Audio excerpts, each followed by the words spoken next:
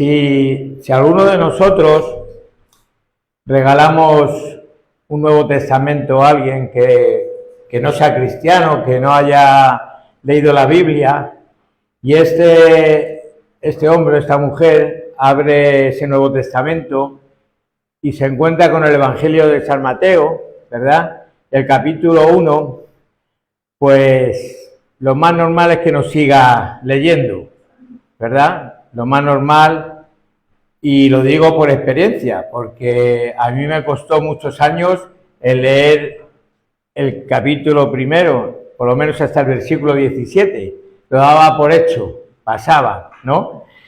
Y mucha gente lo que pasa, se encuentra con ese primer capítulo de Mateo, ¿verdad? Y se desanima y no continúa leyendo, ¿no?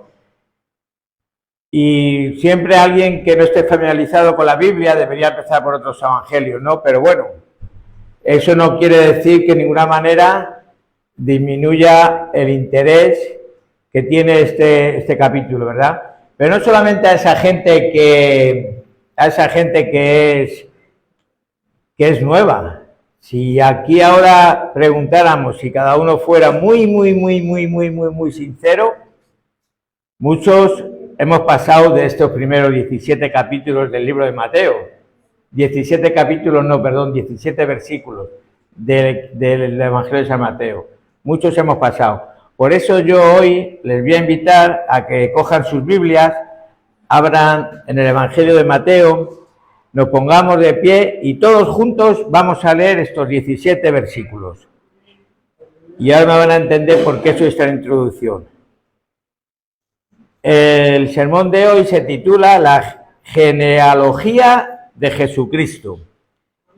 Dice el capítulo 1, versículo 1 al 17. Creo que lo leemos todos juntos, por favor. Dice, el libro de la genealogía de Jesucristo, hijo de David, hijo de Abraham. Abraham engendró a Isaac, Isaac a Jacob, y Jacob a Judá y a sus hermanos. Judá engendró de Tamar a Fares, y a Zara Fares a Esrón, y Esrón a Arán. Arán engendró a Aminadab, Aminadab a Nasaón, y Nasaón a Salmón. Salmón engendró de Rahab a Booz, Booz engendró de Ruth a Obed, y Obed a Isaí. Engendró al rey David, y el rey David engendró a Salomón, del que fue mujer de Urías. Salomón engendró a Roboán, Roboán a Abías, y Abías a Asad. Asad engendró a Josafat, Josafat a Joram, y Joram a Uzías.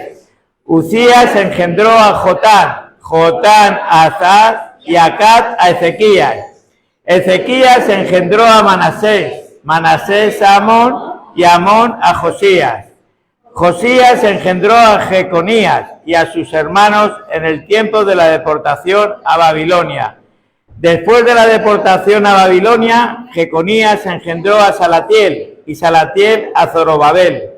Zorobabel engendró a Abiud, Abiud a Eliaquim, y Eliaquim a Azor.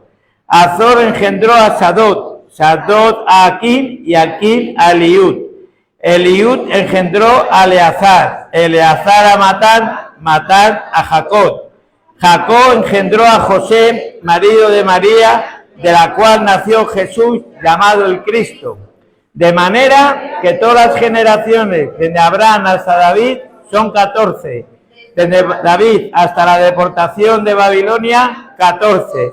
Y desde la deportación a Babilonia hasta Cristo, 14. Se pueden sentar, mis hermanos. Ya podemos decir todos que hemos leído estos 17 versículos, ¿verdad? Pero bueno, ¿pero qué significa la palabra genealogía?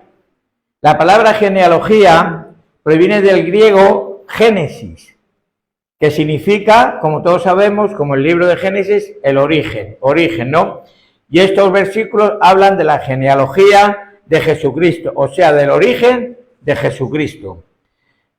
Para nosotros, que Mateo empiece su evangelio con una genealogía no es muy atractivo. al contrario, parece hasta aburrido. Hoy porque la situación se ha forzado un poco, pero hay veces de verdad que da la sensación de que esto no nos enseña mucho.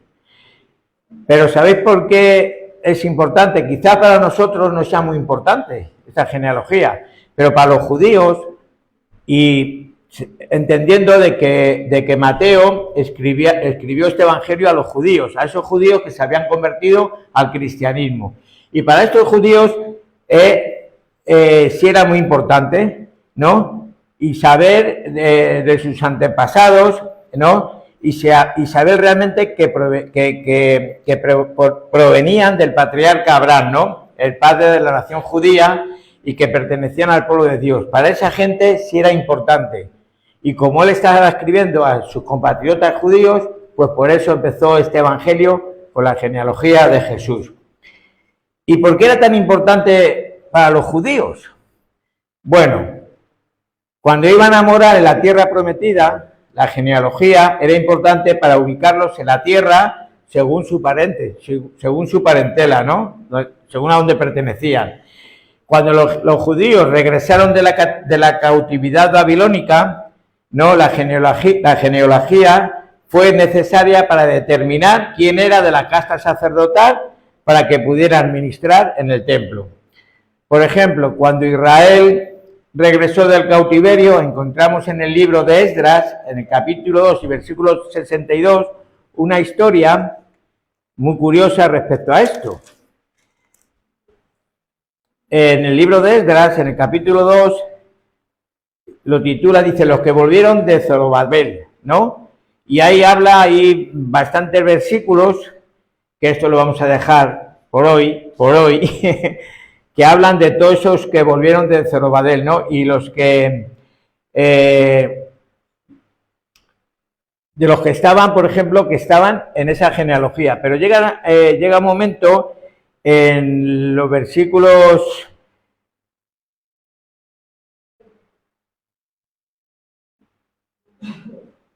Entonces, en el versículo, perdonad, eso no lo tengo marcado, en el 59 dice, estos fueron los que subieron de Telmela, Tel Arashar, Kerún, Adán e Imer, que no pudieron demostrar la casa de sus padres ni su linaje si eran de Israel.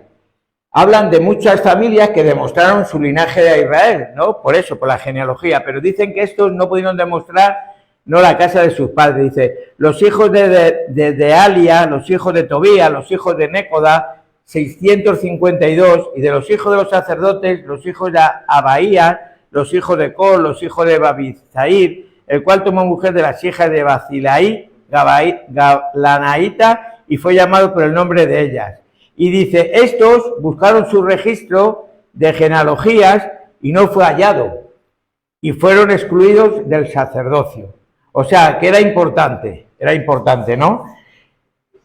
Entonces la función que tenían las genealogías era la de preservar el linaje de las tribus, sus posesiones de tierra, identificar los vínculos de sangre y legitimar a los que iban a servir a Dios como levitas, sacerdotes o sumos sacerdotes. Como también saben, no solamente viene esta genealogía de Jesús en la Biblia, vienen varias. Por ejemplo, en el libro de Génesis, los capítulos 5 viene una, el capítulo 10 viene otra, y en el capítulo 11 vienen otras genealogías. Y en el Nuevo Testamento vienen también otras, ¿no? Lo importante e interesante es que las genealogías quedan registradas en la Biblia, quedan registradas en este libro, ¿no? Y si están en ellas es porque Dios tiene un propósito para enseñarnos por medio de ellas. Segunda de Timoteo, capítulo 3, versículo 16, algo que todos conocemos. Dice, toda la escritura es inspirada por Dios. Toda. Y útil para enseñar, para redarguir, para corregir, para instruir en justicia, a fin de que el hombre de Dios sea perfecto, enteramente preparado para buena obra. Toda. O sea que esto, aunque sea muy pesado y nos cueste mucho, nos va a enseñar, nos va a corregir, nos va a instruir. Para nosotros sinceramente, las genealogías son un montón de nombres difíciles, ya habéis visto, ¿eh? Hasta la hermana Loli se reía a pronunciar los nombres porque no los pronunciamos bien, ¿no? Y quizás podamos pensar que no tiene ningún valor alguno, ¿no? Pero si ya hemos visto que la Biblia es inspirada por Dios y útil para toda buena obra, entonces esta porción de la Biblia nos tiene que ser útil también a nosotros. Estos versículos pueden que nos parezcan que no tienen ninguna importancia, pero al contrario de lo que a primera vista parece, tienen una gran enseñanza. Una gran enseñanza, hermanos.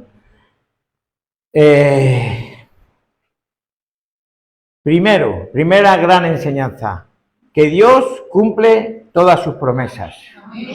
Todas. Estamos viendo los martes, cómo Dios cumplía la promesa de Abraham. La de Abraham, y esa promesa se la pasó a su hijo Isaac, y cómo Isaac se la pasó a su hijo Jacob, ¿no? Las promesas de Dios iban cumpliendo, aunque era difícil de creer, Recordáis que Dios le prometió descendencia a Abraham, pero tenía 100 años, y Raquel tenía 90 años. Era difícil de creer esa promesa, era complicado, ¿no? Por muy espiritual que seamos, nos dicen con 100 años vas a ser padre de una gran descendencia, vas a tener una gran descendencia. Le sacó allí, miró las estrellas y dijo, tu descendencia va a ser como todas esas estrellas, ¿no? Y era difícil, pero dice que él creyó, y eso le contó como justicia. Entonces, primer enseñanza importante que tenemos de estos 17 versículos, que Dios cumple su palabra. Mirad, en el versículo 1, ahí tenemos una palabra que dice, libro de la genealogía de Jesucristo, hijo de David, hijo de Abraham. Dios, como hemos dicho, había prometido que a la descendencia de Abraham serían benditas todas las familias de la tierra. Génesis 12:3 dice, bendeciré a los que te bendijeran, y a los que te maldijeren, maldeciré, y serán benditas en ti todas las familias de la tierra. Dios le dijo a Abraham que el mundo entero sería bendecido a través de sus descendientes. Esta promesa se cumplía con Cristo, lo vemos aquí. Esta promesa se cumplió. Dice, libro de la genealogía de Jesucristo, hijo de David, hijo de Abraham. Y por otro lado, Dios había prometido levantar a un Salvador de la familia de David. Isaías 11:1 dice, saldrá una vara del tronco de Isaí y un vástago retoñará de sus raíces. Romanos capítulo 1, versículos 1 y 3. Dice, Pablo, siervo de Cristo, Jesús, llamado a ser apóstol, apartado para el Evangelio de Dios, que él había prometido por medio de sus profetas en las Sagradas Escrituras.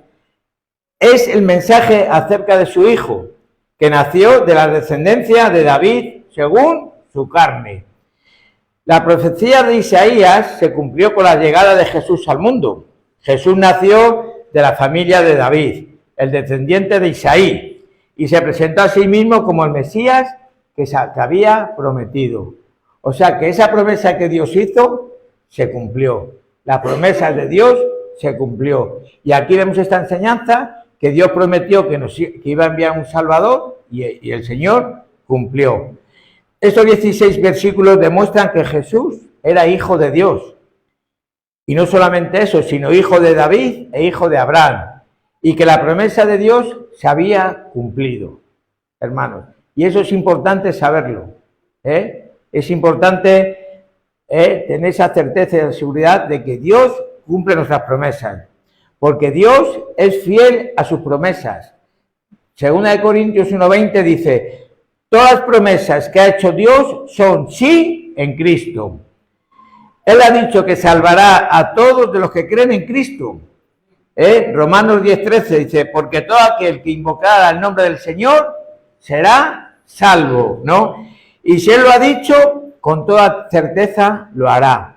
Porque dice su palabra, Dios no es hombre para que mienta, ni hijo de hombre para que se arrepienta. Él dijo y no hará, habló y no lo ejecutará. O sea que las promesas de Dios son sí en Cristo. Y no hay vuelta de hoja, ¿no? Pero hay un pero. ¿De qué nos sirve saber eso a nosotros?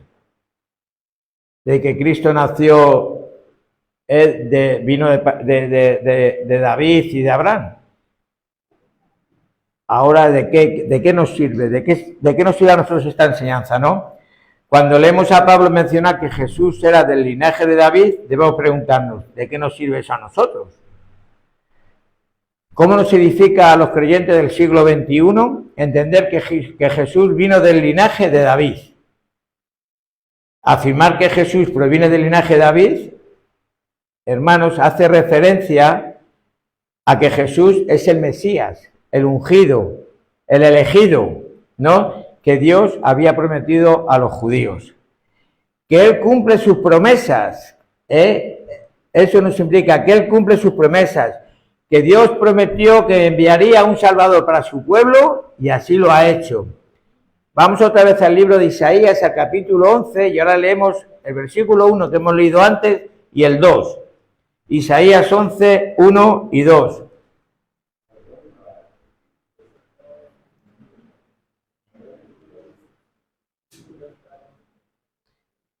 ¿Lo tenemos? Sí. Dice, saldrá una vara del tronco de Isaí y un vástago retoñará de sus raíces y reposará sobre él el espíritu de Jehová, espíritu de sabiduría y de inteligencia, espíritu de consejo y de poder, espíritu de conocimiento y de temor de Jehová. Y esta profecía se cumplió con la llegada, con la venida de Cristo, ¿no? Y hasta el día de hoy Dios no ha cambiado. Él siguió siendo el mismo y continúa cumpliendo sus promesas. Su promesa de perdonarnos cuando fallamos. Su promesa de estar con nosotros todos los días hasta el fin del mundo. Su promesa de hacernos cada día más como Él. Su promesa de que volverá por su iglesia y nos llevará con Él. Y su promesa de que viviremos con Él y nos gozaremos claramente con Él. Es que estoy pidiendo agua porque me sigue dando seco. Esta es la tierna y preciosa implicación de decir que Cristo viene del linaje de David según la carne. Que Dios cumple sus promesas, hermanos. Vivimos días en que los compromisos no se honran. Tomamos compromisos y al día siguiente, al mes siguiente, antes, por ejemplo, el otro día oí una noticia, porque antes había matrimonios que duraban, no duraban mucho, pero duraban. Pero otro día salía un matrimonio, salía una noticia de que salió corriendo la novia, o sea, no esperó ni a nada, ¿sabes? No, pero se celebró, pero después de que se celebró algo ocurrió que salió, ¿no? Entonces los compromisos no se honran. La deslealtad es la moneda corriente que hay hoy en día, ¿no? Y las promesas de los hombres no se cumplen. Pero nosotros, como creyentes, tenemos algo firme para apoyarnos y una preciosa esperanza en la cual descansar. Que Dios, que hizo esa promesa de enviarnos a un Salvador y la cumplió, es el mismo Dios que esta mañana nos está hablando y nos está diciendo que sus promesas se cumplen.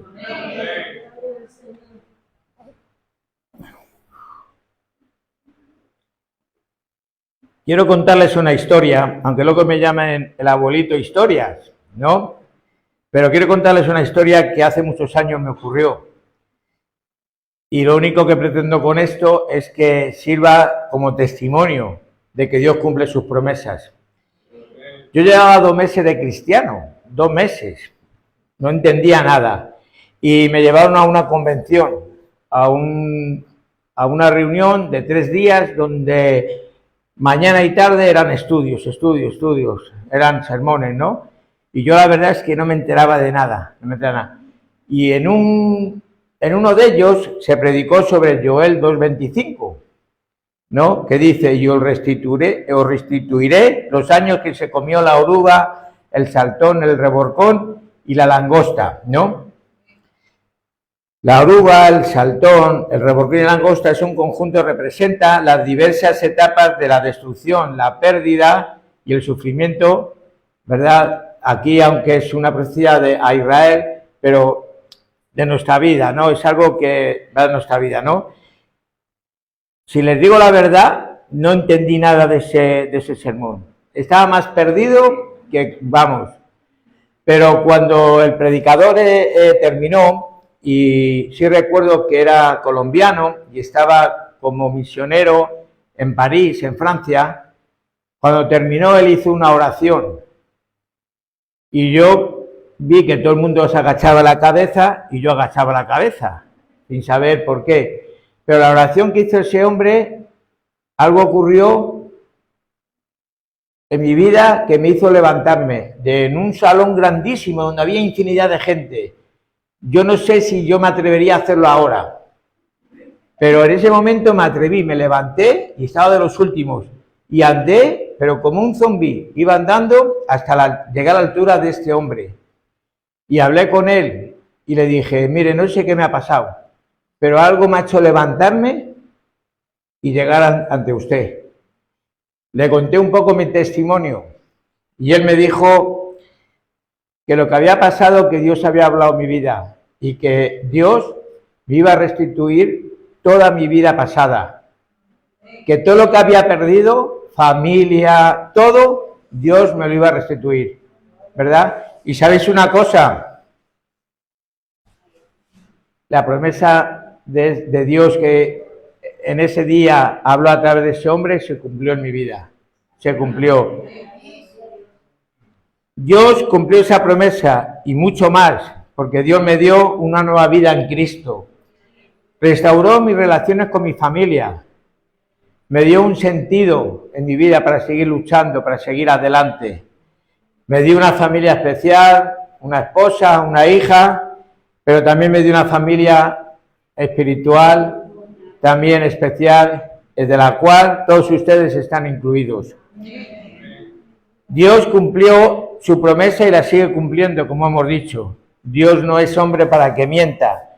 Dios te da una promesa, tarde o temprano, esa promesa se cumplirá, ¿verdad? Hermanos, quizás muchos de nosotros vivamos una invasión de langostas en nuestra casa, en nuestra familia, en tus bienes, ¿verdad? De ese insecto destructor. Te digo que no te preocupes, no temas, porque el Creador está en completo control y promete la restitución de todo lo dañado, de todo lo que te ha hecho daño en tu vida. Dios es fiel y cumplidor de sus promesas. Podemos darle gracias en este día y tomar esta promesa como nuestra, que Dios va a restituir todo lo que la langosta y todos esos bichos raros se han comido. Esa promesa que me hizo ese hombre que no entendía nada. Esa promesa que no entendía nada, no sabía lo que me estaba hablando. De por sí, mi idea no era seguir adelante, porque pensaba que la vida cristiana no era para mí, que me quitaba cierta libertad, y lo que me estaba era destruyendo esa libertad que yo pensaba. Pero Dios me dio esa promesa y al cabo de los años, Dios ha ido trabajando en mi vida. En Joel 2, 26, 27 dice, ustedes comerán hasta que queden satisfechos y alabarán el nombre del Señor su Dios, quien ha hecho maravillas por ustedes. Mi pueblo nunca más pasará vergüenza y sabrán que el Señor vive en medio del pueblo, que yo soy su Dios y que no hay otro. Dice, mi pueblo nunca más pasará vergüenza, ¿verdad? Dice que después de la limpieza nos promete que nos dará alimento de su palabra, para que al llenarnos de ella podamos estar felices y satisfechos. Hermanos, se acabó la vergüenza por el pecado que cometimos. Se acabó la humillación de los que nos miran como que nada valemos. Se acabó el maltrato y el abuso de parte de los que se sienten superiores a nosotros, quizás por dinero, por estatus o por propiedades. ¿verdad? Dice su palabra, dice su promesa que jamás seremos avergonzados, jamás. Él sigue cumpliendo sus promesas hoy en día. Pero quiero hacer una pequeña aclaración sobre las promesas antes de pasar al siguiente punto. La Biblia contiene dos clases de promesas. Yo sé que ya usted lo sabe, las incondicionales y las condicionales. Una promesa incondicional es aquella cuyo cumplimiento le incumbe solamente a Dios. Su compromiso no está sujeto a las personas ni a las situaciones. Es Dios quien da la promesa y ahí no interviene nadie, ¿no? Ejemplos. Génesis 9, 11, 13. La promesa que Dios hizo a Noé después del diluvio, donde Dios prometió no volver a destruir la tierra con agua. Es una promesa incondicional. ¿Por qué? Porque no depende de la conducta de nadie. Ahí no tenía que depender de nadie, ¿no? Génesis 12, 2. Dios prometió a Abraham que haría de su descendencia una gran nación, sin importar lo que Abraham hiciese. Y también Apocalipsis 22, 20 habla de la segunda venida de Cristo. Dice, el que da testimonio de estas cosas dice, ciertamente vengo en breve. No depende de nosotros, es cuando el Señor quiera. Son promesas incondicionales, que no están, que toma el Señor, que nos da esa promesa y no interviene nadie. Pero luego está la segunda clase de promesas, que son las condicionales, ¿no? En otras palabras, el Señor está dispuesto a actuar bajo ciertas circunstancias. Es por lo general una declaración de si entonces hacéis esto, y implica, por supuesto, nuestra participación. Las otras no implicaban la participación, pero estas sí implican nuestra participación. A ver, 3 ejemplos. Segunda Crónicas 7:14. Dice, Dios dice, si se humillare mi pueblo, sobre el cual mi nombre es invocado, y oraren y buscaren mi rostro, y se convirtieran de sus malos caminos, dice, entonces yo oiré desde los cielos y perdonaré sus pecados y sanaré su tierra. ¿Lo veis? Dice, aquí la sanación y el perdón están condicionados a la humildad, a la oración y a convertirse de los malos caminos. Si mi pueblo se humillare, él va a tomar medidas para ello. Mateo 11:28. Venid a mí todos los que estáis trabajados y cargados y yo os daré descanso. ¿Qué tenemos que hacer? Ir, los cansados y cargados, ¿no? Estamos condicionados a acercarnos a Él con nuestras cargas y nuestras preocupaciones. Dice que si lo hacemos así, Él nos va a dar descanso. Y Juan 1:12 dice, mas a todos los que le recibieron, a los que creen en su nombre, les dio la potestad de ser llamados hijos de Dios. La salvación está condicionada ¿a qué? A recibir a Jesús como nuestro Señor y Salvador. Nunca podrás pertenecer a la familia del Señor si no eres salvo. Y para ser salvo hay que recibir a Jesús en nuestra vida, ¿no?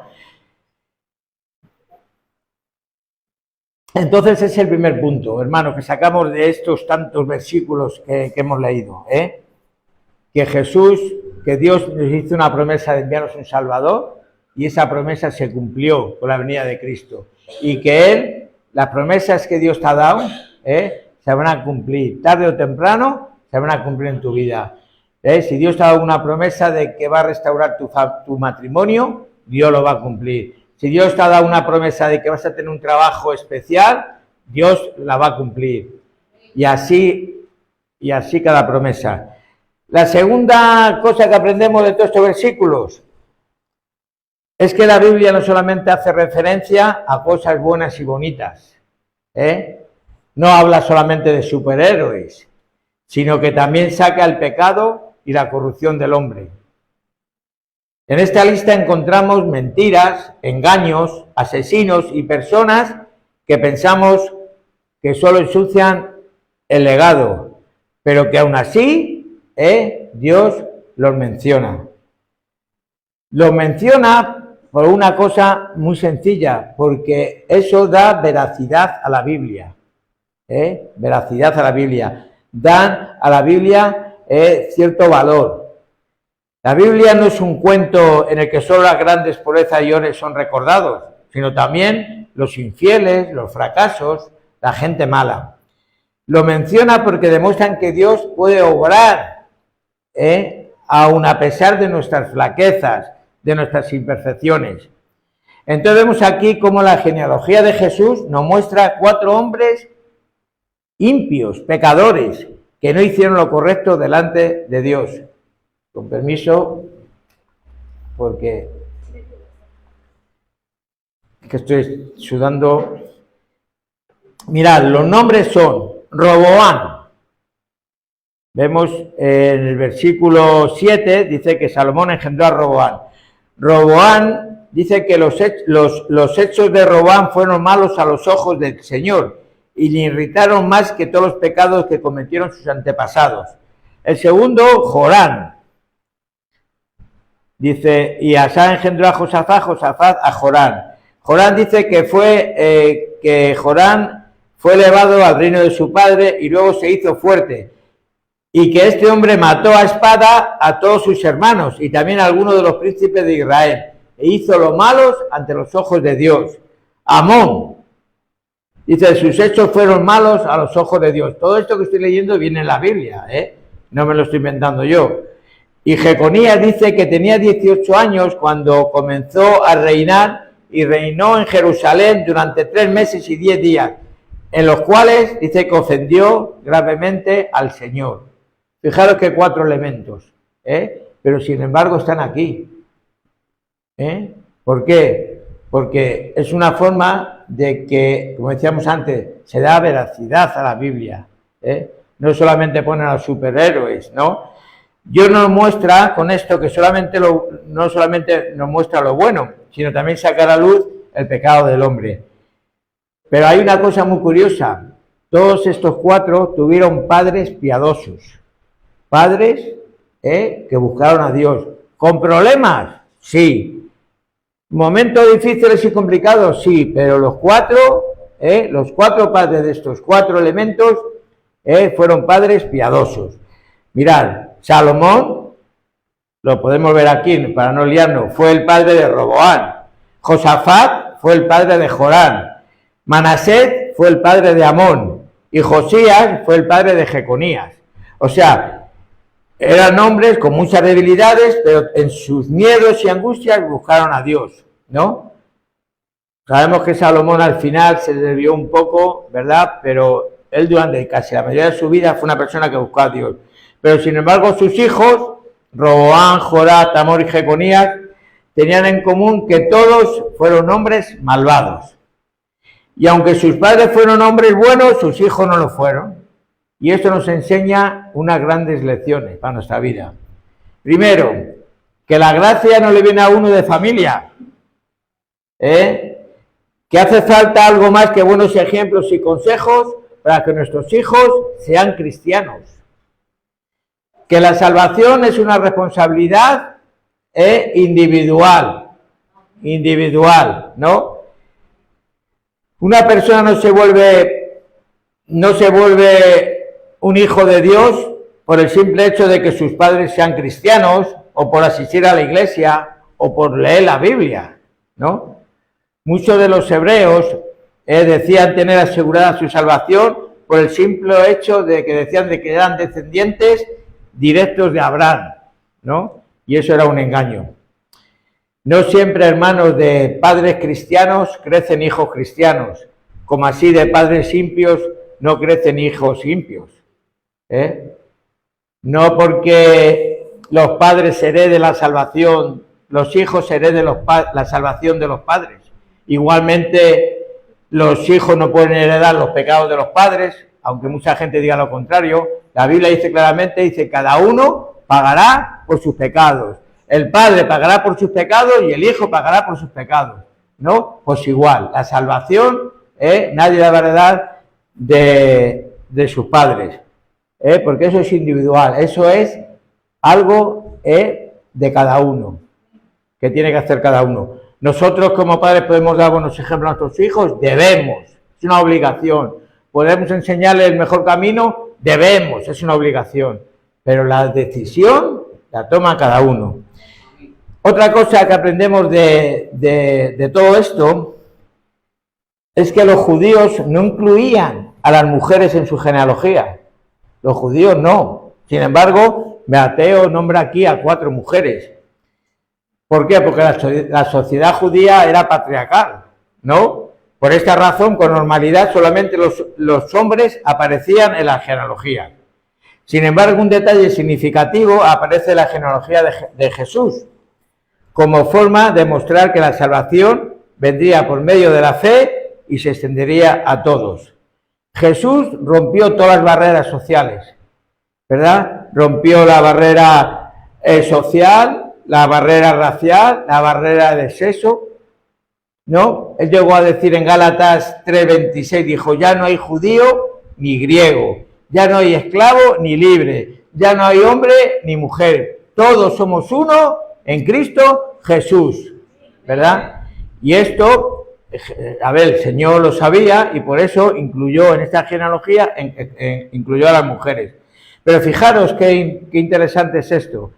Es interesante porque ni Sara, ni Rebeca, ni Raquel, ni incluso Esther, que fueron figuras femeninas muy importantes de la Biblia, tomaron parte del linaje de Jesús. Pero mujeres aparentemente insignificantes que reconstruyeron sus vidas por medio de la fe y de la misericordia de Dios fueron sus antepasados, pertenecieron a la familia de Cristo. Vean el currículum de estas 4 mujeres. Tamar se involucró en un conflicto sexual, Génesis 38. Rahab, una ex prostituta, Josué 2:1. Ruth, una extranjera que según la palabra de Dios no podría entrar en la congregación de Jehová ni hasta la 10ª generación. Dice en Deuteronomio 23:3, dice, no entré a la congregación de Jehová para siempre. Y Bersabé protagonizó una historia de adulterio, aunque aquí Mateo no menciona su nombre, sino como la que fue mujer de Urías. Pero esas 4 mujeres vienen aquí, en la palabra de Dios. En el versículo 3, Tamar, en el versículo 5, Rahab y Ruth, y en el versículo 6 viene Bersabé, pero dice que la mujer que fue de Urías. ¿Qué está sugiriendo aquí Mateo al incluirlas en la genealogía de Jesús? Nos está sugiriendo que nuestro Señor Jesucristo no se avergüenza de tener en su familia a personas que han tenido una mala fama o reputación. El secreto para permanecer en la familia de Dios es no permitir nunca que la sombra del pasado, de nuestro pecado, nos atormente con dudas en cuanto a nuestra sinceridad delante de Dios. Hay gente que todavía vive con ese pecado del pasado. Hermanos, que no te atormente. Jesús dijo, nueva criatura somos. Todo lo viejo ha pasado. Todo es hecho nuevo. Que no te atormente con ese pecado, con esa cosa que hicimos tan grave, con ese daño que hicimos a nuestra familia. Somos nueva criatura. Lo viejo está pasado. Está pasado. Y Dios tampoco se avergüenza de nosotros por nuestro pasado, por nuestro pecado pasado, por nuestra vida pasada. Dice en el libro de Hebreos, capítulo 2 y versículo 11, dice, por lo tanto, Jesús y los que Él hace santos tienen el mismo Padre. Por esta razón, Jesús no se avergüenza de llamarnos sus hermanos. Y este es el segundo punto de esta genealogía, que la Biblia no solamente resalta a los héroes, sino también esas personas con pecado, con pasado duro, y que lo que los judíos no permitían poner a las mujeres, Jesús dijo, son de mi familia, son personas que han cambiado de vida, son personas que se han arrepentido. Y dice el Evangelio de Juan, capítulo 1, versículo 12, dice, a los que recibieron, a los que creyeron en él, les dio el privilegio de ser llamados hijos de Dios. A los que le hemos recibido, a los que hemos creído en Él, somos de la familia del Señor. Entonces, esas dos cosas y ahora ya la tercera. No va a ser muy largo. Aprendemos por último en esta lista de nombres lo grande que es la misericordia y la compasión de nuestro Señor Jesucristo por la humanidad. Mirad, algunos de los nombres que leemos en esta lista nos recuerdan historias tristes y vergonzosas. Algunos nombres, como hemos visto, son de personas que no se mencionan en ninguna otra parte de la Biblia. Y hemos visto lo que eran esta gente, ¿no? Pero después de todo ello, termina con el nombre del Señor Jesucristo. Versículo 16 dice, y Jacob engendró a José, marido de María, de la cual nació Jesús, llamado el Cristo, ¿no? La palabra de Dios dice que el Dios eterno, el Dios grande, el Dios que hizo los cielos y la tierra, dice que se humilló a sí mismo, haciéndose hombre, para así obtener la salvación de los pecadores. Segunda Corintios 8:9 dice, por amor a vosotros se hizo pobre siendo rico, ¿no? Y dice la palabra de Dios que sintió compasión de todos nosotros, porque éramos ovejas desamparadas y dispersas que no teníamos pastor, ¿no? Mira, la palabra griega y hebreas como compasión en la Biblia hablan de tener misericordia o ser movidos a una piedad empática. Y si alguien fue empático y estuvo preocupado por el sufrimiento de los demás, fue Jesucristo. Y si no, miremos a cada uno. ¿Quién tuvo misericordia de nosotros? ¿Quién tuvo empatía por nosotros? Dice que Él, siendo rico, se hizo pobre. Si eso no es empatía, entonces miremos a ver lo que es. Mirad, fijaros qué ejemplos. Mateo 9:36, lo hemos visto ya, ¿no? Dice que Él tuvo compasión por los acosados e indefensos. Lo hemos leído antes, dice, sintió compasión, dice, porque éramos ovejas desamparadas y dispersas como que no tenían pastor, ¿no? En Mateo 14:14 dice que tuvo compasión por aquellos que sufrían enfermedades. Dice, y saliendo Jesús vio una gran multitud y tuvo compasión de ellos y sanó a los que estaban allí enfermos. En Mateo 15:32 dice que tuvo compasión de los que tenían hambre.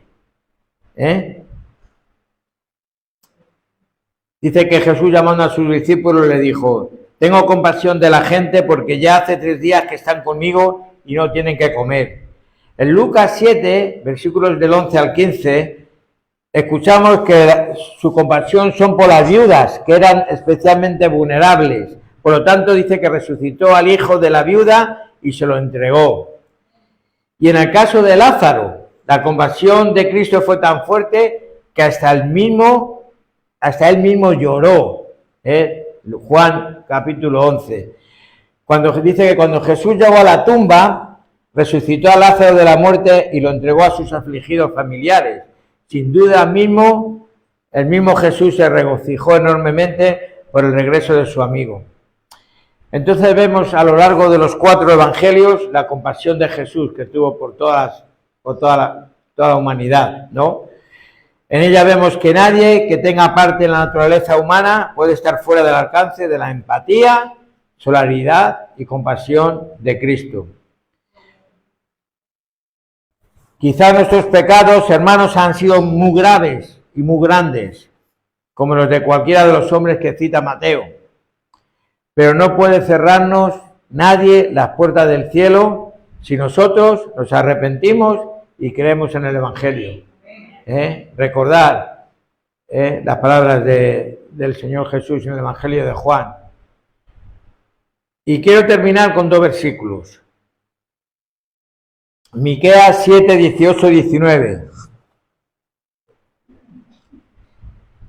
Dice, ¿qué Dios hay como tú, que perdona la maldad y pasa por alto el delito del remanente de su pueblo. No siempre estarás airado, porque tu mayor placer es amar. Vuelve a compadecerte de nosotros, pon tu pie sobre nuestras maldades y arroja al fondo del mar todos nuestros pecados. Y el Salmo 103, versículos 13 al 17, dice: tan compasivo es el Señor con los que le temen como lo es un padre con sus hijos. Él conoce nuestra condición, sabe que somos de barro. El hombre es como la hierba, sus días florecen como la flor del campo, sacudida por el viento. Desaparece sin dejar rastro alguno, pero el amor del Señor es eterno y siempre está con los que le temen. Su justicia está con los hijos de sus hijos. Entonces, ¿qué aprendemos de estos 17 versículos que aparentemente no tienen mucha enseñanza? ¿Verdad? Lo leemos, un montón de nombres, ¿no? No nos dicen mucho, ¿no? Primero, que sus promesas se cumplirán. Que vuestra promesa, hermanos, se cumplirá.